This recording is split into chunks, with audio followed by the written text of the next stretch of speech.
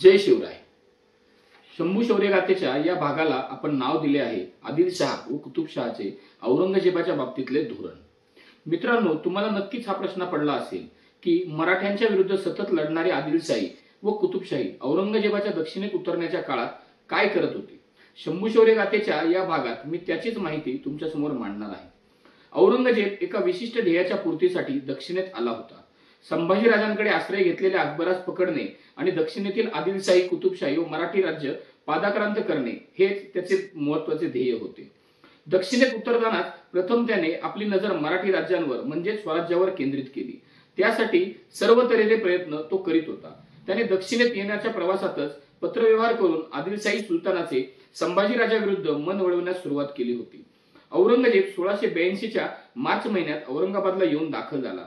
तो आल्यानंतर आदिलशाही व कुतुबशाहीचे मोठमोठे नामांकित सरदार त्याला जाऊन भेटले. त्यांना योग्य मानमरातब त्याच्याकडून देण्यात आला. मुघलांनी आदिलशाहीच्या सैन्याच्या खर्चासाठी 9 लाख रुपये दिले.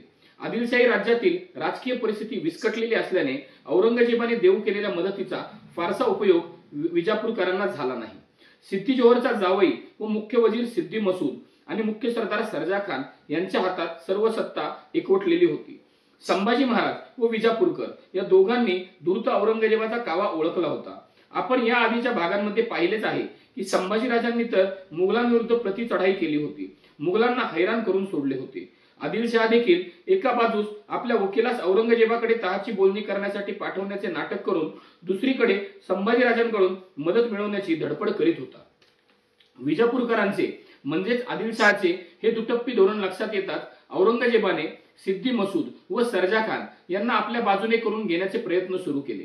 संघर्ष न करता त्याला आदिलशाही गिळंकृत करायची होती.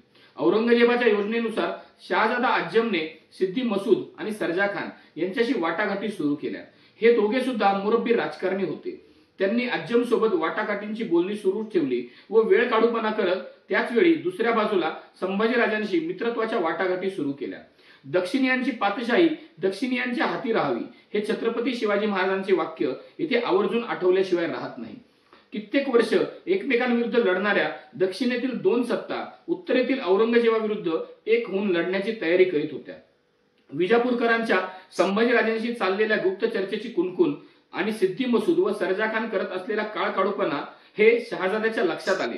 त्यामुळे त्याने त्यांच्याकडे एक अफगाण सरदारास धाडून दीर्घकाळ चाललेल्या वाटाघाटींचा सोक्षमोक्ष लावण्याचे ठरवले.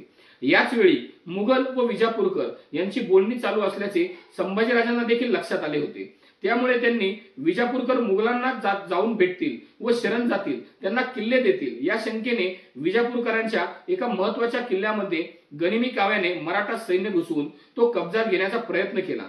परंतु ही गोष्ट किल्लेदारास कळाली व त्याने 50-60 मावळ्यांची कत्तल केली. हे समजताच संभाजीराजांना अतिशय वाईट वाटले व दुःख झाले. हा कट यशस्वी झाला नाही हे मराठी राज्याचे व राजाचे दुर्दैवच होय. इतिहासकारांच्या मते कदाचित हा किल्ला म्हणजे विजापूरकरांचा सर्वात महत्वाचा विजापूरचा कोट असण्याची शक्यता आहे. संभाजीराजाचे राज्य जिंकण्यात विजापूरकरांचा फारसा उपयोग होत नाही हे औरंगजेबाच्या लक्षात आले.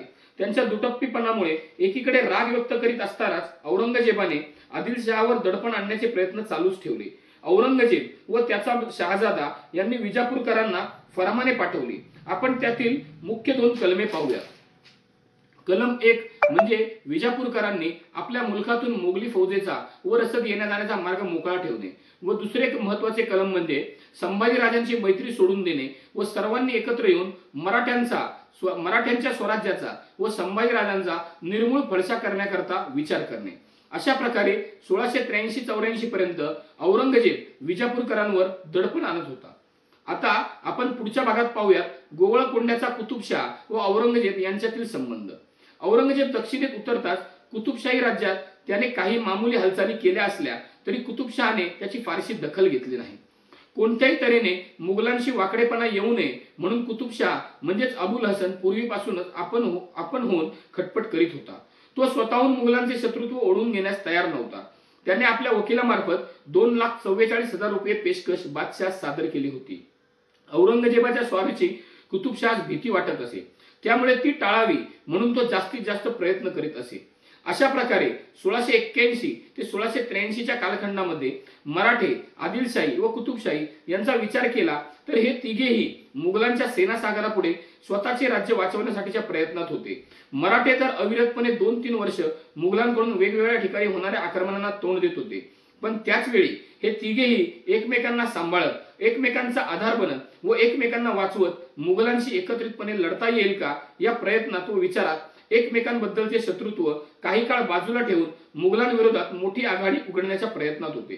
पुढे 1684 नंतर आदिलशाही व कुतुबशाहीचे नक्की काय झाले, औरंगजेबाने काय डाव टाकले, हे शंभू शौर्य गाथेच्या 1684 नंतरच्या भागांमध्ये आपण पाहूयात. मी या ठिकाणी आशा व्यक्त करतो की या भागाच्या शेवटीपर्यंत तुम्हाला मराठे, आदिलशाह, कुतुबशाह व मुघल यांचे परस्परातील राजकीय संबंध व्यवस्थित लक्षात आले असतील. शंभू शौर्य गाथेच्या पुढच्या भागात पुन्हा भेटूयात. धन्यवाद. जय शिवराय, जय शंभूराजे.